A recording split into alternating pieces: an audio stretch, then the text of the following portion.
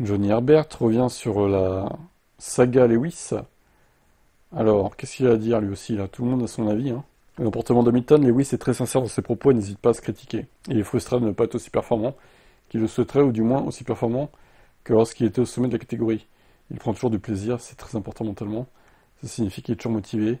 Il y a un an, lors de sa victoire à Silverstone, il avait déclaré très franchement qu'il en était venu à douter de sa capacité à célébrer une nouvelle victoire. Ce qui signifie qu'Hamilton est conscient et en même temps sceptique depuis un certain temps qu'il pourrait ne plus être aussi compétitif qu'il le souhaiterait.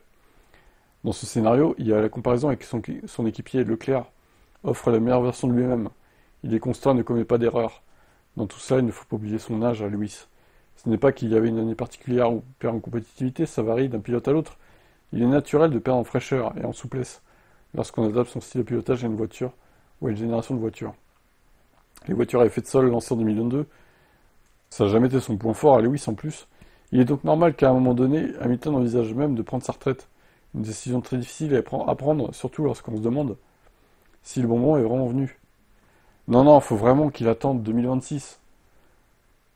Parce qu'il y a la nouvelle voiture, nouvelle réglementation, etc. Tout repart de zéro pour tout le monde. Donc clairement, ça serait con de s'arrêter maintenant en fait. Ça serait trop dommage. Ça serait du gâchis quoi. Donc Lewis fait pas de conneries, essaye de prendre sur toi, si on peut dire. Ça va, il est pilote Ferrari, c'est pas non plus comme s'il était chez As ou Alpine quoi. Je veux dire, il y a pire dans la vie quoi. Et attends 2026, voilà. Je crois que je crois qu'il y a un coup un jour 2026 quand même, tout simplement.